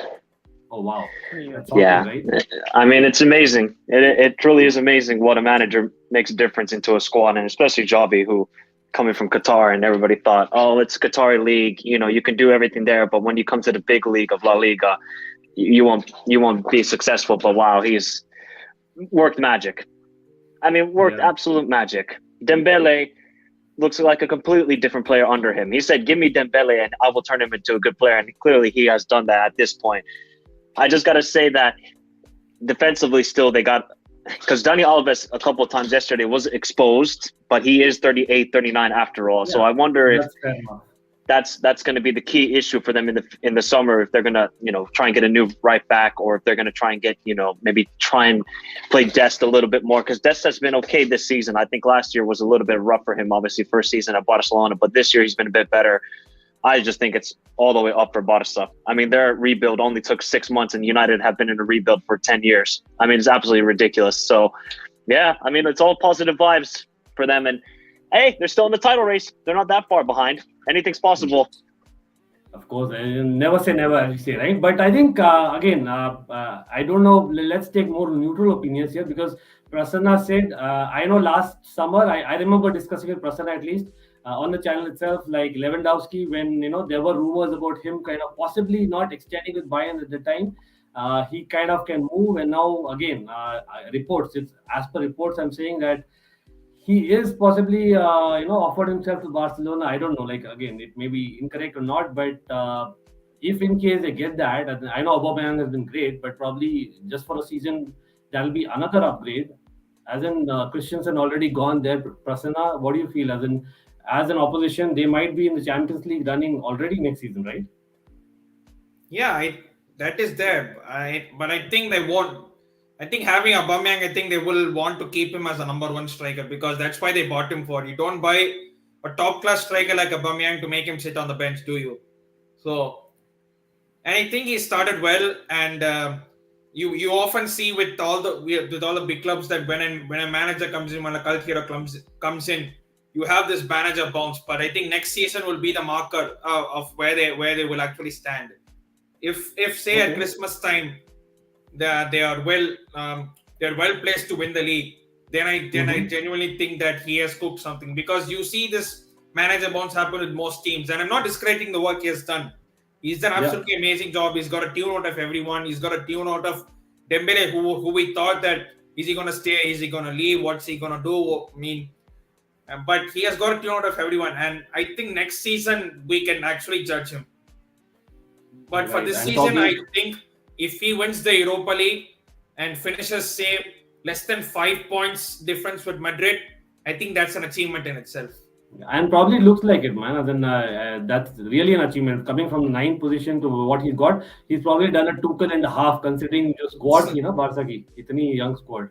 So it's like, but yeah, as in talking about, as in judging, I don't know, man. Sid, as a Chelsea fan, how do you feel about Frank Lampard's situation at Everton, boss? As in, I don't know I have like no words almost. Like I think it was Cresswell.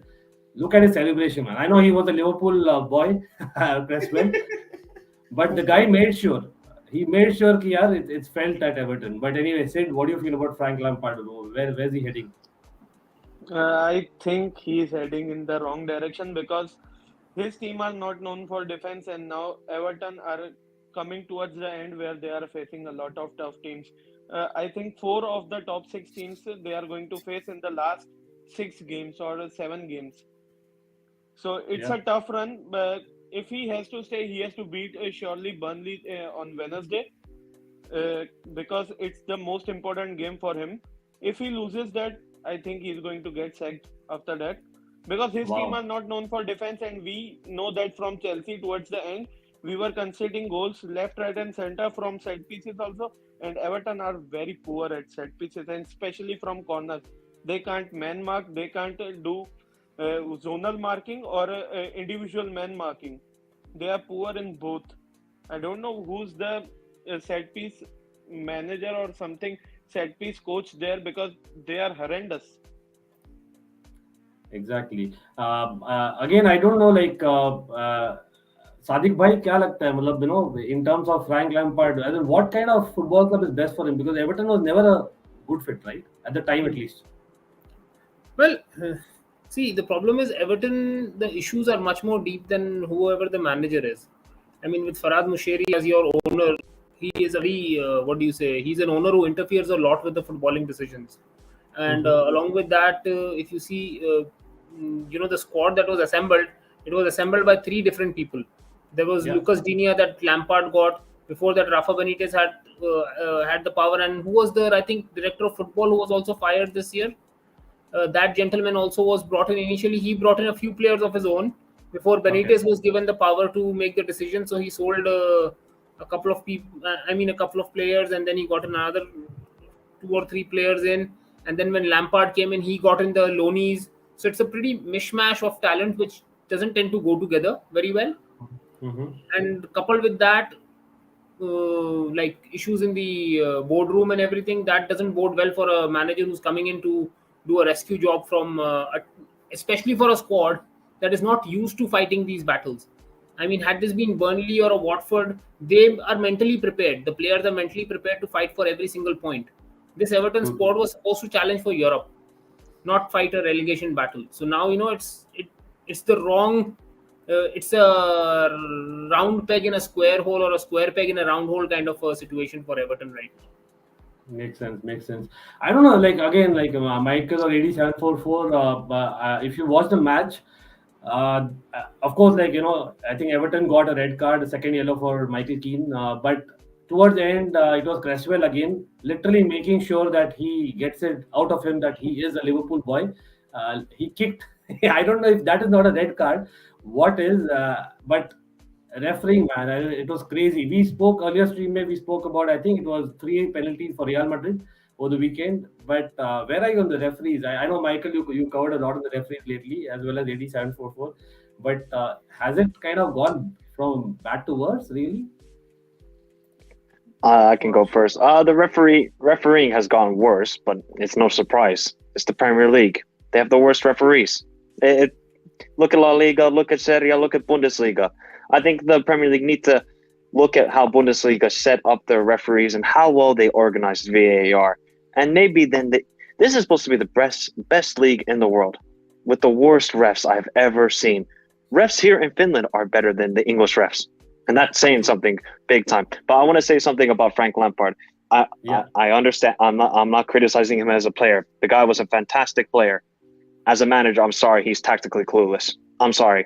I have to be frank here. I know you guys will big him up big time and support him because he's obviously a Chelsea. Defensively unaware. That's a problem. Defensively unaware. That's a huge red flag. I know, but like seriously, he's playing Holgate in the midfield. He's playing Iwobi in the midfield. What are you doing? Where's Dele Alli? Where's everybody? Obviously, I think some of them have injuries and red cards, but I mean, he's gone. This week is massive. Wednesday, Burnley. If he loses that, this is the problem for Frank Lampard as well. You have Sean Dice, you have Roy Hodgson. What are they used to? Relegation battles. Frank Lampard has never been in this situation, and he's getting a huge reality check at this moment. I knew it was never a good fit. It was never a good fit to go to Everton. Why would you go there when they're in a relegation battle when clearly it's not just the players, it's the whole club that Sadiq said. The whole club is a mess. It's an absolute mess. They're just United, but just worse at this moment in point. But I have to say that Frank Lampard, even his press conferences, his interviews seem. He's a United fan, bro. Also. Oh, he's a United fan. Well, I mean, United and Everton are pretty much the same. I mean, it's just Everton are worse. That's the main thing. They have worse players than United. Yeah, exactly. But I mean, even his interviews just seem like he doesn't. He's, what's the English word? I'm trying to find the English word for it. Criticizing the players' motivation, everything like that. I don't know what to say. Obviously, for me, if Everton go down, I would laugh my ass off. But also, I would feel really bad for the fans because they don't deserve this. They don't. This is a historic club at the end of the day, and it would be a horrible thing to see. Yeah. Prasanna, please go ahead. Yeah, when you look at even Lampard's managing CV, he took Derby from 6 to 6. He didn't even promote them. And Chelsea had that one season with the transfer ban, and also we can give him that. But next season, he spent 250 million and he almost went below Arsenal at one point in the season. And now at Everton, that when we saw the first game against Leeds, Everton basically battered Leeds that game, and you were thinking, okay, maybe there's something. He might turn a corner. Something would happen. He bought in Dele Alli, he bought in Van de Beek and all, but Dele Alli cannot even get a sniff. I know Van de Beek's injured, but I genuinely fear Everton could go down because you see the bottom three club. I think the bottom three are now Burnley, Watford, and Norwich. Yes. That's what I see. Exactly. Yeah. Watford 18th, Burnley 19th, and Norwich 20th. But I think Burnley and Everton are the same game. Yeah, I think Burnley will somehow go out of their skin to survive because they have been this position n number of times, and Sean Dice just knows how to shithouse his way to survival. Yeah, that's actually a good point, certainly. But yeah, people again, I think we have over 20 people watching. Let's like the stream. It helps, certainly, so that we have more people, we can join in the discussion. And of course, don't forget to subscribe to Almighty Blues FC, but not just us. Do check out Michael Talks Football, Prasanna Balakrishna. Then we have, of course, 8744. I'll put their links as soon as the stream gets over. But I think, we have featured those channels, if I'm not wrong. So check out Almighty Blues FC featured channels, and you can find them as well there. Certainly, right? So I hope you do that as well for sure. But I think, yeah, as in again, West Ham, they're doing pretty well. I think for them, they're doing pretty well. I'm pretty sure, but Declan Rice is not 150 million. I don't know. 87 for Arpon. What do you think about this Declan Rice situation? Yeah, Declan Rice. Yeah, it seems like he's like one of the most talked about players from England, and I don't know, man. Is he really that good? Because for me, I don't really watch the Premier League that much, so I don't think I'm like most. I don't think I can answer this question wholeheartedly, but I know he's like one of the players that's been talked a lot, and apparently you're right. I think he was linked to Barcelona as well. That's the reason I came to you. I mean, probably. Yeah, I mean, Barca's linked to a probably. lot of players these days. Exactly, I mean, it's crazy. So, I mean, who knows what's going to happen?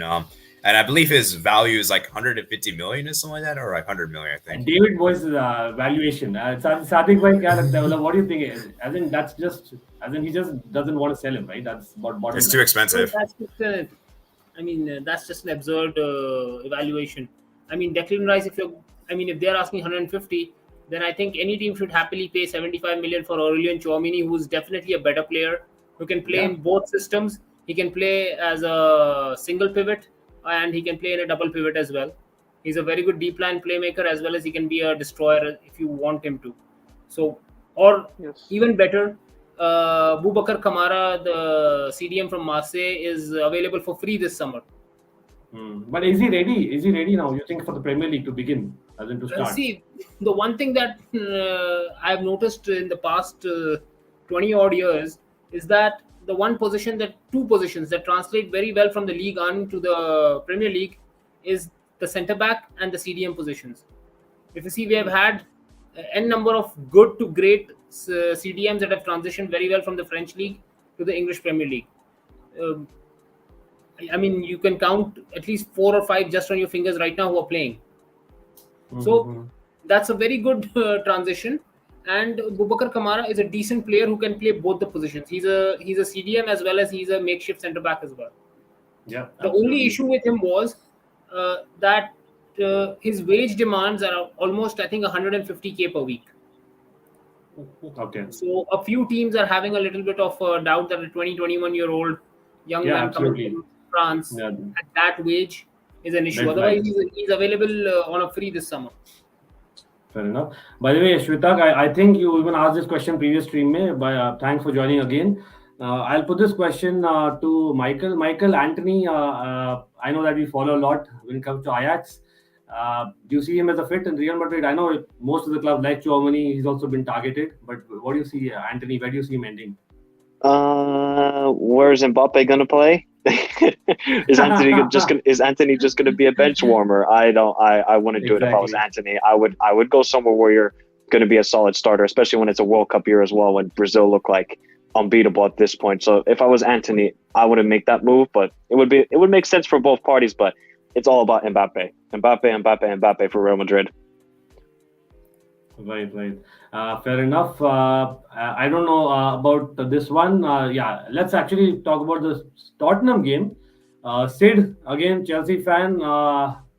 Conte effect finally coming to Tottenham 5-1 against Newcastle after being down, or is just a one-off?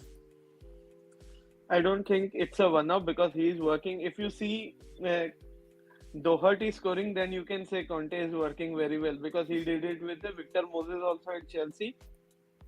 And I think he's trying to work very hard with the squad he has. He's a poor squad. Everyone knows that. They are only worried about their wing-back position, and now they have sorted that because Doherty is playing well in last 2 to 3 games, and Emerson Royal also came back in last game and also scored. So I think they and Arsenal have the chance to go all about 12th May, which is their game scheduled around 12th May. May 12th, yeah. Yeah, May 12th, 8 p.m.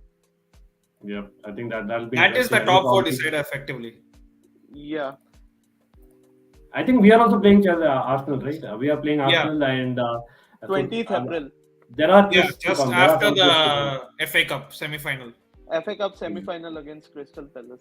Yeah, but The whether way Arsenal Kane and matches Son started. combined, man, it's just ridiculous.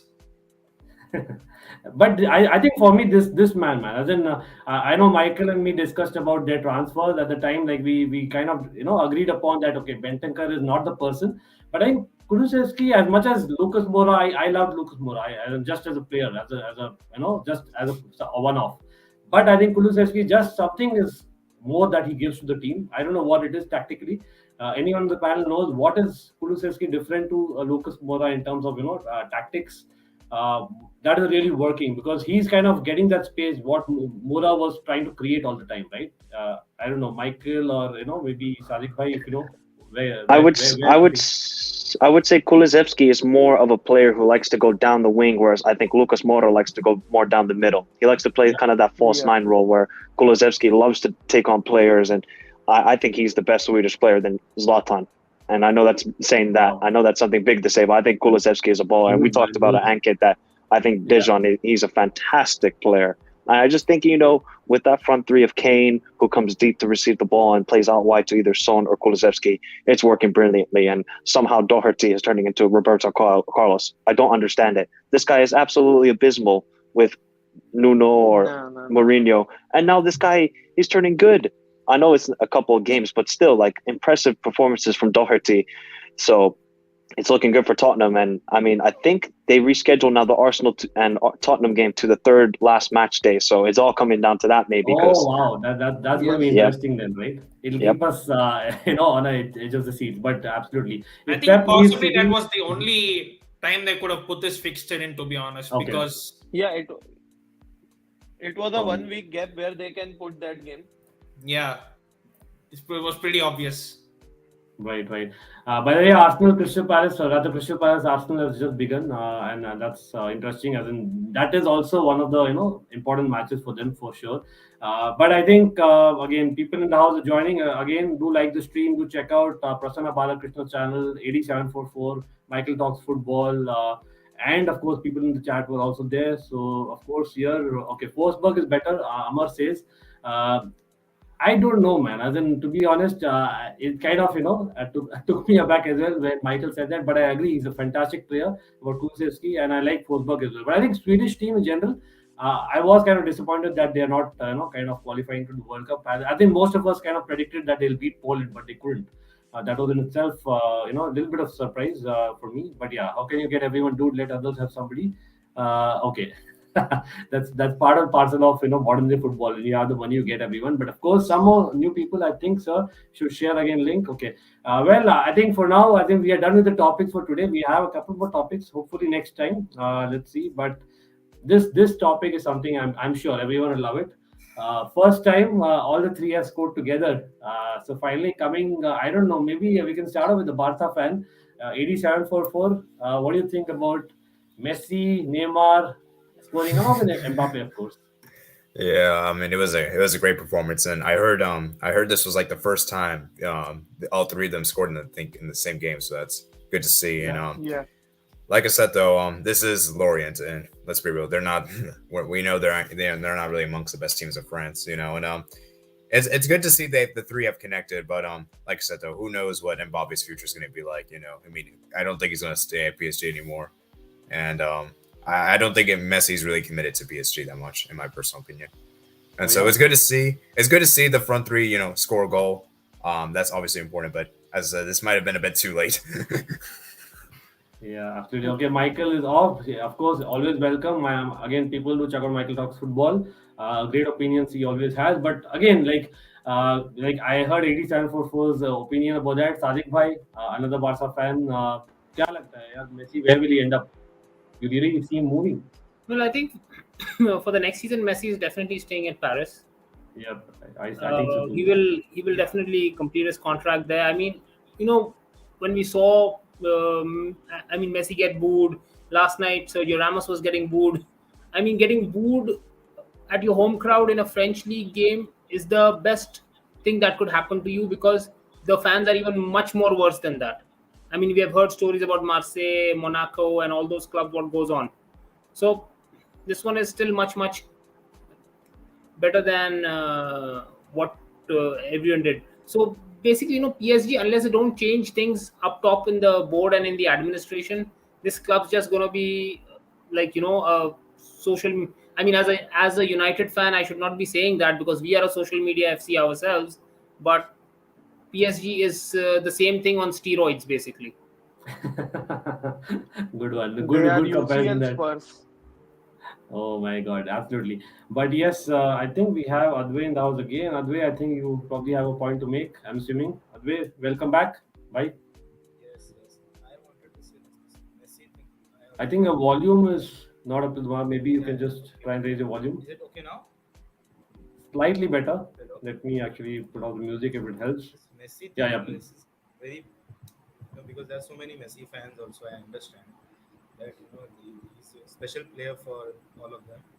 But I think he made a mistake when he went to Paris because I think City would have afforded him. He should have just waited for a few days. But I think the season had already started, so he maybe felt a bit insecure, something like that. But I think he went to Paris. It's okay. I don't think they're letting him go before the World Cup at least. Because this thing of creating this M&M trio was like a publicity for the World Cup. They also wanted to win the Champions League for a very similar reason because they want this World Cup. The World Cup is like the biggest thing at the moment for Qatar. Yeah. So I think That's I a don't good think he's point. going anywhere. I'm seeing for quite a bit. Many fans are writing. He'll come back to Barca. Even if Javi wants him back, I don't think he'll be that. And I also want to ask the panel now. Like Messi, him going back to Barca, wouldn't it be a backward step because he has to leave someday, right? He's 34. Mm-hmm. He has left now. You have built a very good squad. We all know that if Messi comes, again the team will become around him. He'll be the focus. It's Exactly. just the aura that he carries. Yeah. So would it be a backward step? Because I definitely feel so. 100%. Like, what do you think? 8744. You'd like to take that question? Yeah, obviously it's very difficult, and I think many people want him to come back because of how he left, because he left in such a bad manner, and it was very unfair. Obviously he wasn't really his fault. But at the same time, I do agree with someone that said there that if we do bring Messi back, we're gonna have to go again without him. I mean, it's he's not gonna stay much longer here, and I just think that for me at least, I think we should just move on and not have him. I would like him for a comeback, but not like as a player, like as a sporting director. I think he could do a good job here because I think he said in his interview for his future last year, I think he said he was thinking about maybe becoming a sporting director instead of a manager. I think he said he didn't want to be a manager. So, and I just think that for me, as I said, for Barcelona, and like I said, even if he does come back, I feel like we would see too much reliance on him, and I don't really want to rely on Messi anymore like that anymore. I feel like he should just enjoy being a player. So, and I don't know. That's just my personally. Personally, I think Sadiq bhai, we did discuss briefly on this, but I think probably you have similar viewpoints. Anything to add? Yeah, see, if Messi comes back, he's definitely not coming back. I mean, in this system of Javi, as a fulcrum, because if you see this system, the most important player in this Cruyffian philosophy of play is the CDM position that Pep Guardiola used to play, and in the current role Sergio Busquets plays. Yeah. So those players are way more important. I mean, obviously, if you get a Messi and you play him as a false nine in this system, he would fit in perfectly. I mean, from a tactical point of view, a perfect fit. Getting Messi as a false nine in the system, it would just open up the system even more. I mean, if you're thinking that this team is attacking a lot now, a false nine like Messi in that system up front, endless possibilities. Just one more thing. The one important thing that, when we are talking about Barca and we're saying that, they need a striker, what we're not forgetting, what we're not seeing is the most important change that Javi made to the Barca system was when he came in, he changed the medical department. He got rid of the medical personnel that was there. Since then, if you see, Ronald Araujo was a constant injury issue. Now he gets a knock, he's ready for the next game. Ousmane Dembele has had his best stretch of fitness that he had, which he never had those issues when he was at Dortmund. At Dortmund, he was fairly injury-free. Similarly, if you see, there's a player like Ansu Fati who's now getting fit, and I don't see Ansu Fati replace Ferran Torres because Ansu Fati is a much more clinical finisher. and he's looked off as more of a central forward rather than a wide Right? forward. More like an inside forward, right? Exactly. Hmm. So Yeah. and Ferran Torres's IQ as a forward player, I think, is right up there with any of the best players in the world right now. So if you Yeah. add a fit Ansu Fati and a re-signed Usman Dembele who's not getting injured, that is 250 million worth of players you're adding into your team for next season, which you never had for the last 3 seasons. Yeah, So rather that's a than great going out for point. a striker, if you just sort out your medical personnel and those injury issues, Barca is already adding 2 more players to its team, which they did not have the last couple of years. Yeah. Yeah, I think this is a strong possibility, Michael. What you're saying, like, but again, it's too early. I feel Messi still has it at the highest level. Again, no disrespect to Noel's old boys, but I still feel that he has it in him. Like we have seen it in recent games at the Copa America, be it even at PSG at times, just at times, right? But there are times that we see that spark is still there. As in, it'll be there. I think for the next season as well, and that'll be really interesting. And again, TCSB in the house. Again, people do check out TCSB as well. Very good channel. And by the way, likes bade nahi hai. People watching, let's get the likes up. It certainly helps. That's part of the drill. We all know the drill by now, right? So let's hit the like button. Do take the poll. And yes, we've discussed lots. For people who join in late, we discussed about Serie A, as in the title run there. Of course, we shared about Louis Van Gaal. We discussed about RayWilkins, why he is important to Chelsea, and of course the Chelsea supposedly 8 commandments that 8 promises that Ricketts family is making, and how it kind of affects, may not affect, and of course we discussed the EPL. And Messi that we're discussing in Barca, right? But yeah, I think that's about it. Anything else, the panel? Anyone wants to add something? I know that we are yet to discuss Europa League, which will come to hopefully day after tomorrow.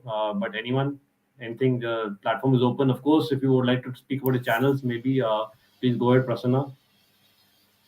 I mean, nothing much else. Just hopefully we enjoy this week of UCL and Europa League, and we're looking forward to some super ties. I mean, more than Chelsea Madrid, I'm looking forward to Man City Atletico Madrid. The battle of two extremes. So that is going to be super interesting. So Yeah.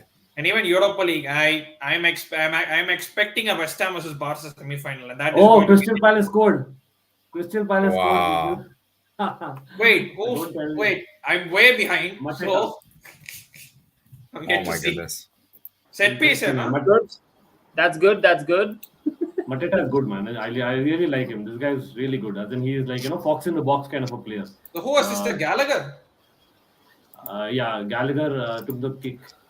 Or Yeah, but was it a offside? straight and then header, or was it No. deflections? It's not a straight. I think it's a pre-assist. Gallagher or a pre-assist. Oh, I would say, okay. right? Oh wow, brilliant assist! Whoever got that header in, I am not sure who Yeah. got in, but brilliant assist, to be honest. Speaking of Okay, it Crystal was Palace, Patrick Vieira. kind of lucky. Yeah, Patrick Vieira deserves an applause for sure, He has right? done a For sure. fantastic job there. Yeah, man.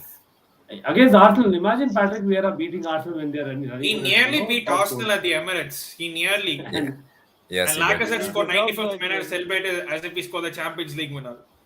Oh yeah, Oh, Conference League this week. oh yes, of course, yeah. Michael Dog Football. 2 chances there. 2 chances, okay. 8744 and Michael Talks Football, they cover a lot of Conference League as well. People do check them out, and hopefully we will do as well. So just a question I'm for running from Michael. Who is winning the Conference League in your opinion? I think it may be Leicester or Roma. Roma just because of the Mourinho factor. Mourinho factor, 100% Roma. I will go with Roma. As in, again, nothing against Leicester, but I don't know. 8744. What do you think? Oh, it's a tough call. I'm not really sure, man. This Conference League I feel like it's very difficult to call because I don't think there's any like clear standout team. Like I feel like most of these teams are around the same level, which is interesting. So it's hard to predict. But I have a feeling that maybe Marseille might win it. I think Marseille could. They have a good team, and I think they could surprise people here. So I might say them for now. Absolutely. Tell me, Abraham. Hopefully he scores the win in that final. I mean, he has had a fantastic season though. And do you think we'll buy him back, Ankit bhai? No, yeah, I wish him well. Honestly, like I might be wrong. He might turn into a Drogba, but I don't see it happening. That's just my kind of prediction. In terms of just his gameplay, I think he's the kind of person who kind of depends a lot on service. and that's not how Chelsea DNA is. We kind of want the striker to do much more. It might change. Let's see. Hopefully, Tuchel does not go. So I'm just going with what I'm seeing right now. But again, people, I hope everyone likes the stream. And yes, it was a long stream, but had fun. Panel, of course, to you as well. I hope these open sessions are enjoyable. We will have maybe once a week. Anyone who's available can come on and just kind of express yourself, right? Just to kind of get a different viewpoint, which we usually may not get it, right? Certainly. But yeah, Michael, I think is saying PSV. Okay, I don't mind a Dutch team winning it, to be very honest, but I would want Roma. PSV play Leicester, I think. I think Yeah, it's Leicester. PSV. Yeah, that's a quarterfinal match. Yeah. Exactly. Ankit bhai, just a question. Yeah, please. If Roma wins the Conference League, I think Mourinho will be the first coach to complete a full set of trophies, right? I thought Ancelotti is that person, right? Mourinho, has he? See, Mourinho has won the Champions League, Europa League. He has won the Premier League. He's won the La Liga. He's won the Serie A. He's Has won he the won the Europa Super Cup? League. He's won the Champions League. He won the Europa United, 2016. Yes. Yeah. Yes. Oh, Super And he's Cup. won the Super Cup. Champions League. He's won the Super Cup. He's won the Community Shield. Yeah. And I think he's won the Club World Cup also with Inter. Yeah, Club World Cup I remember, but I thought Super Cup he lost it, no? Maybe I'm wrong. Okay, let me check it. But He might I have think won Inter, I think. Inter. Ancelotti definitely is going to become the one. I know that if he wins La Liga this time, he's definitely going to be the one. Because that was one of the main motivations. No, but for him. Ancelotti does not have the conference, no? No, but I think Ancelotti- Conference. Okay, yeah, of course. Yeah, come on, conference. well, I think Ancelotti's he's won all top 5 leagues except La Liga, I think. Yeah, exactly. In terms of the league, Ancelotti has won you're right. Europa. No, I mean like are you domestic leagues?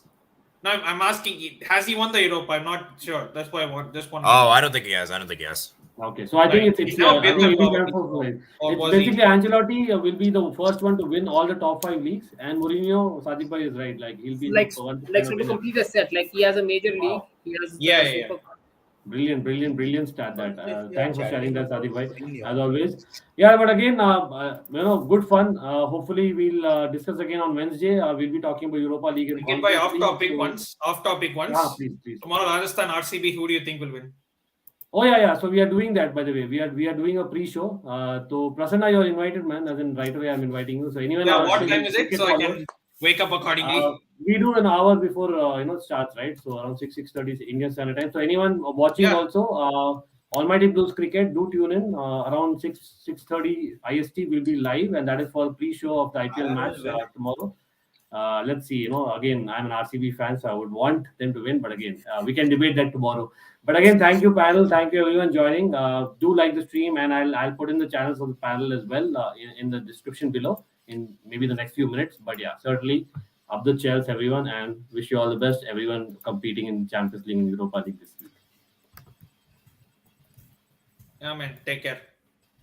Take care.